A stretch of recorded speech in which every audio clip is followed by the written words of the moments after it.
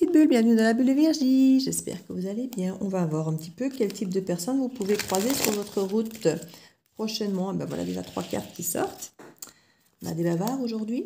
On nous parle de la main manipule un objet. On a quelqu'un de nerveux ici face à vous, qui essaie de se donner de la consistance en ayant quelque chose en main, en manipulant quelque chose, un bic, un briquet, vous savez. Quelqu'un qui fume, mais que finalement c'est plus pour le geste que pour la nicotine. Vous voyez ce que je veux dire? Le philosophe, on peut avoir quelqu'un qui a de grandes pensées et qui pour moi va les exprimer, va beaucoup parler avec sa façon de voir la vie et tout ça. Ça peut être quelqu'un de spirituel, mais simplement quelqu'un qui a sa philosophie de vie, simplement. On nous parle du manipulateur, quelqu'un qui manipule les objets et en même temps qui pourrait très bien vous manipuler, vous. Faites attention, c'est quelqu'un qui peut manipuler par les mots, effectivement, parce qu'il a des belles grandes idées avec sa philosophie, mais qui peut être sa philosophie personnelle, qui finalement le sert lui et ne sert pas forcément les autres, qui est une façon effectivement de le faire apparaître. Voilà, c'est comme je dis, quelqu'un qui vous a trahi par le passé et qui ne tient jamais ses promesses, ben, va vous dire, oui, mais carpe diem, on va juste regarder le présent, on ne va pas regarder le passé, on ne va pas regarder l'avenir. Ben non, puisque le passé, il en a fait, entre guillemets, plein de mal, et l'avenir, finalement, ben, il n'a jamais tenu ses promesses, donc forcément, il ne faut pas regarder l'avenir. Donc, vous voyez, c'est quelqu'un qui va utiliser sa philosophie pour vous endormir en disant des choses qui effectivement lui permettent à lui d'avoir l'air de quelqu'un de très cool, de très bien, de très réfléchi, mais qui quelque part cache ou noie le poisson par rapport à ses propres manquements. On nous parle du bon soldat. C'est quelqu'un qui est susceptible de relativement être dans les rangs, de faire ce qu'on lui dit, d'être très soumis à sa famille, à son boulot. Pour moi, on a une énergie très masculine ici. On a quelqu'un qui est le bon petit soldat qui fait ce qu'on lui dit, ce que la société veut qu'il fasse. Et en même temps, ben, il manipule un petit peu les gens pareil, quoi, de la même manière, pour qu'on fasse ce qu'il veut. Voilà, c'est quelqu'un de soumis dans l'absolu, qui soumet les autres aussi dans ses relations. En fait, il est soumis, j'ai envie de dire, dans la société, dans les groupes, dans les familles, le boulot, la société en général, mais qui, dans son interaction face à face, va essayer de vous soumettre justement pour avoir un peu de pouvoir quelque part, j'ai envie de dire. Et il fait ça très très bien. Il fait ça très très bien.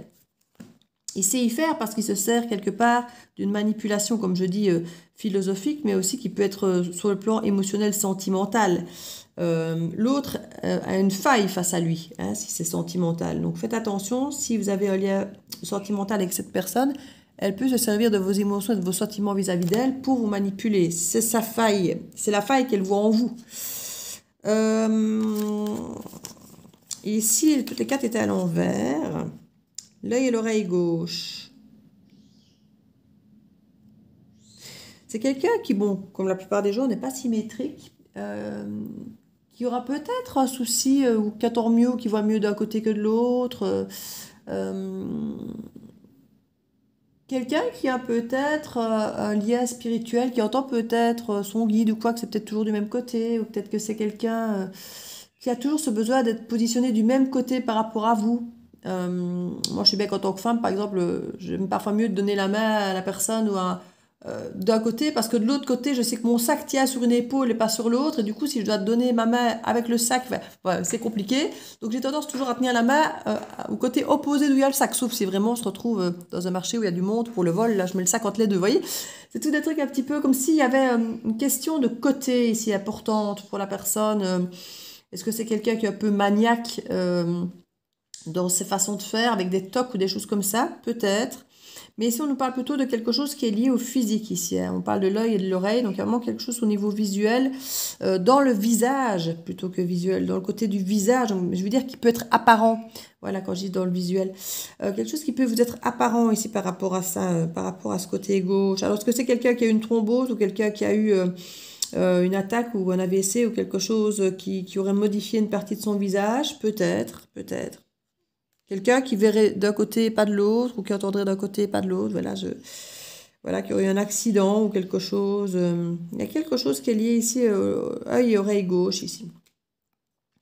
On nous parle du pionnier ici. On a quelqu'un qui aime bien être avant-gardiste, qui aime bien faire les choses en premier, qui aime bien de tenter de nouvelles expériences, d'être un pionnier, Alors, quand j'entends pionnier, j'entends aussi les vieux. Ça peut être une idée d'être pionnier, mais avant. Pas d'être pionnier maintenant avec des idées, mais plutôt d'être quelqu'un qui est dans une forme de tradition, de faire comme les pionniers, de faire de façon traditionnelle. En gros, on fait ce qu'on nous dit, d'où le bon petit soldat, hein, ce côté ancestral, le pionnier. On fait comme jadis, comme ma grand-mère m'a appris, on fait... je sais pas, il y a quelque chose de quelqu'un qui se voudrait vouloir faire les choses autrement, mais qui en même temps fait les choses comme, pas dire comme tout le monde, mais à l'ancienne justement. Il y a un peu ça qui vit. On parle de la bonne distance. Je sais pas si c'est cette personne qui a la bonne distance ou si on vous demande à vous de garder une bonne distance. Moi, je crois que c'est pour vous. En tout cas, faites attention avec cette personne malgré tout, hein. D'avoir une distance émotionnelle qui vous permette de voir, de constater si vous êtes dans ce créneau ou pas. On parle de nuance pour museler la souplesse ici. Moralisateur. Ouais, c'est quelqu'un qui dit ça doit se faire comme ça et pas comme ça. Vous voyez, quand je vous dis que c'est à l'ancienne, là, ou à sa façon en tout cas. Ma visible. Ben oui, c'est quelqu'un qui joue tout le temps avec quelque chose dans ses mains pour... C'est souvent des personnes nerveuses et quelqu'un qui va peut-être même pas vous regarder vraiment dans les yeux potentiellement.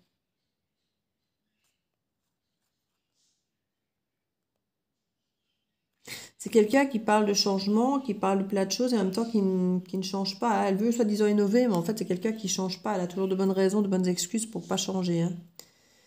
On met le bénéfice secondaire freine le changement. Donc on pouvait avoir un super argument pour faire telle ou telle chose qui serait génial, mais il y a toujours un truc secondaire qui fait oui mais non. Et qui fait que... Alors elle va peut-être pas vous le dire, hein, mais dans sa tête c'est oui mais non. Et rien ne changera, même si elle va vous dire oh oui, oh oui, oh oui, moi j'aime bien innover, moi j'aime bien les nouvelles choses. Ou non, c'est pas bien, ça ne se fait pas. C'est quelqu'un de rigide. Est-ce qu'on parle de la nuance pour museler sa souplesse? C'est quelqu'un ici qui... ça peut être lu dans deux sens, hein, de deux manières. Ça peut être quelqu'un qui, justement, comme je vous le disais, oh oui, j'ai envie d'innover, mais en même temps, qui a toujours au fond de lui, non, je ne bougerai pas, mais qui fait sous-entendre qu'il est souple, qu'il est malléable, que carpe diem, qu'il est spontané, qu'on fait... Et en fait, non. Vous voyez? Donc, il y a toujours une façon ici, museler sa souplesse, il y a quelque chose, il s'empêche d'être comme ça. C'est quelqu'un qui reste trop rigide et cadré dans ce qu'il est, dans ce qu'il fait. Je vais voir ici dans les petites cartes, avec les différents traits de caractère, là. C'est une énergie très masculine, donc je vais tirer les cartes masculines, mais elles peuvent très bien être adaptées pour une femme qui a des énergies masculines. Donc on n'est pas que sur du masculin pur ici, hein. Ce sont des énergies masculines, mais ça peut être une femme. Alors, le conquérant, c'est quelqu'un qui veut conquérir toujours du neuf, mais à sa façon, parce que je crois que très vite, on décèle sa façon de fonctionner, qui se veut cool, mais en fait qui n'est pas du tout. Qui manipule à sa guise, qui a l'air conformiste, mais en fait qui ne l'est pas, ou qui veut, soi-disant, ne pas être conformiste, mais en fait qui l'est. C'est quelqu'un qui se veut la jouer cool, mais en fait qui n'est pas cool du tout. Qui a l'air d'être sans jugement, mais qui juge beaucoup. Enfin, vous voyez ce que je veux dire? Il y a quelque chose... C'est un monsieur qui apparaît cool, enfin monsieur, c'est la carte monsieur conquérant. C'est quelqu'un qui va... qui peut facilement vous séduire avec sa manipulation et avec les mains, on parle avec les mains, et comme je vous dis, qui a un côté très philosophe, donc il peut apparaître intéressant, vous voyez, mais c'est le côté conquérant, il adore aller conquérir de nouvelles, l'amoureux de l'amour, vous voyez, c'est quelqu'un qui ne sera pas amoureux de vous, il sera amoureux de l'amour, il aime les sentiments, les émotions nouvelles, comme ça qu'il arrive à susciter, mais très vite, il ira nulle part, parce que c'est le pionnier, c'est celui qui est enfermé dans son cadre, qui écoute d'une oreille, mais ça ressort par l'autre. Providentiel. Vous aurez avec lui la sensation d'être gouverné par une bonne étoile. Son optimisme légendaire et sa foi à la providence font de lui une personne avec laquelle vous pourrez vous épanouir, vous transformer spirituellement. C'est quelqu'un qui va vous donner en tout cas cette sensation-là, dans un premier temps. C'est quelqu'un qui a l'air d'être rayonnant, qui irradie, qui, on a l'impression, avec sa façon de fonctionner et d'être, de ce qu'il dit en tout cas, ou de donner une très bonne énergie positive, hein, mais...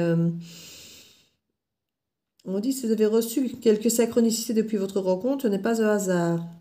C'est le prélude d'un avenir radieux. Bon, on a tendance à nous envoyer du positif vis-à-vis de cette personne, mais faites attention, voilà. Faites attention. Vous risquez de ressentir des choses comme providentielles, comme si c'était justement divin, comme si c'était une synchronicité qui vous l'avait amené, comme si c'était la bonne personne parce que il tombe au bon moment, au bon truc, ces messages sont arrivés à 9h09. Enfin, vous voyez, des trucs un petit peu, je ne vais pas dire chelou, mais qui vont vous pousser dans l'idée que ça peut être la bonne personne. Donc faites attention, il pourrait se servir de ça d'ailleurs.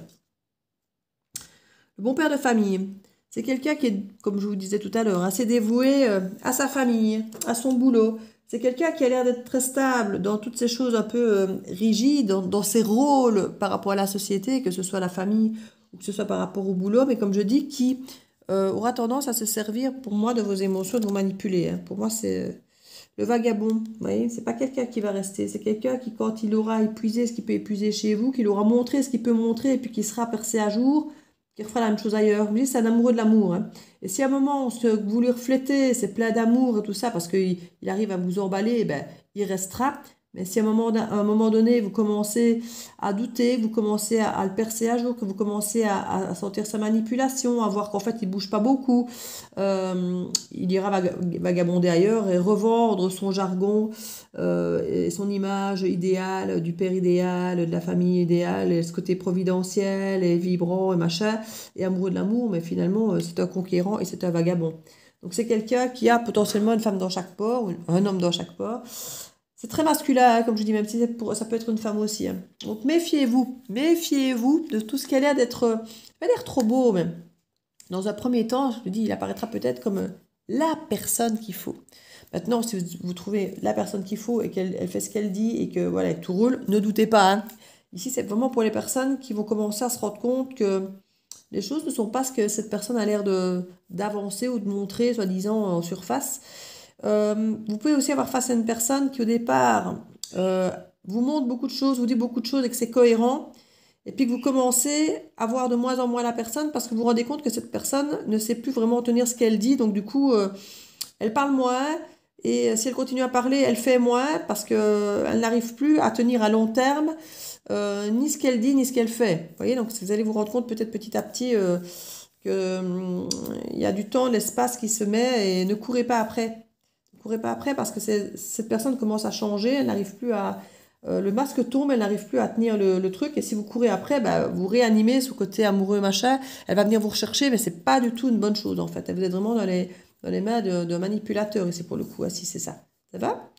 Donc voilà, je vous fais plein de bisous et je vous dis à très bientôt de la Bulle de Virginie. Ciao, ciao!